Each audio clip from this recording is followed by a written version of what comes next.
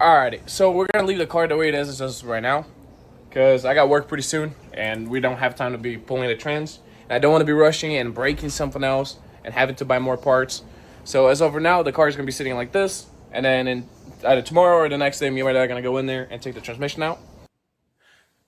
So as you just saw, we stopped yesterday with the rear end out, and today we're gonna be taking out the transmission. I'm gonna show y'all step by step the best I can how y'all gonna get it out and how simple it is. So come with me. Now here on the passenger side, you're gonna remove this little boot, which there's a tab on the front. You're gonna pull it out, and it comes off from right here. Also gonna plug both of these. Then after you went ahead and you took this harness, you're gonna go ahead and then on top of the transmission, there is this harness. And after taking that harness, you're gonna go ahead and drain your oil because you do not want this to be heavy when you're taking it out. You're gonna go ahead and go right here and take this cover off, which will give you access to the bolts for the stall converter. And then you're also gonna take this tab right there, which will give you access to spin the stall converter so you can get to the bolts.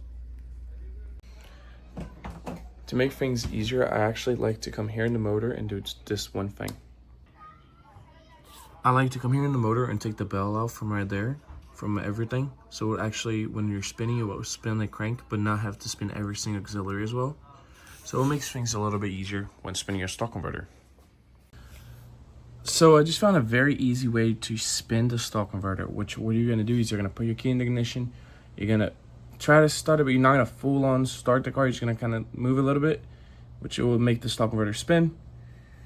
And that will keep trying, and at some point you get to the bolts.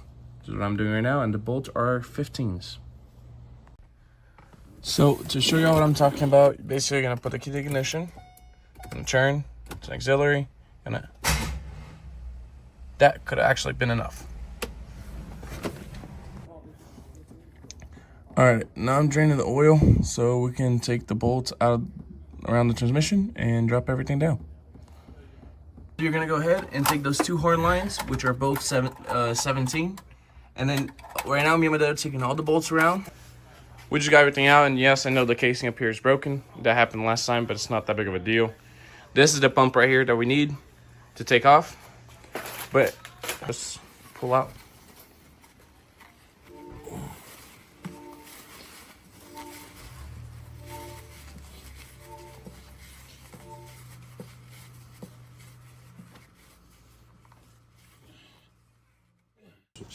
All right, now we're literally getting the pump out. That quick. All right, so we just got the pump open, and I don't think I should be happy about this, but I am, because this is fully broken, which means that is what was wrong with my car. Thank God. All right, boys, another night, and y'all just saw we just took the transmission out, took the pump out, and we found what was wrong with the car. Now, the only thing we can't do is break it again when reinstalling it, all right? So, yes, I cannot do the intro again because I have work. So, this is a different day for doing the intro for this car. But, honestly, I'm so excited for y'all to hear this and see everything. I did not record much of put everything back in the car because it's really the opposite concept of removing it. But it's super easy. I like that about this Corvette, which I got videos of coming about what I do like and what I don't like about my car, which there are a little bit of both. But y'all stay tuned. I hope y'all liked it. Like, comment, subscribe, and I'll see you on the next one.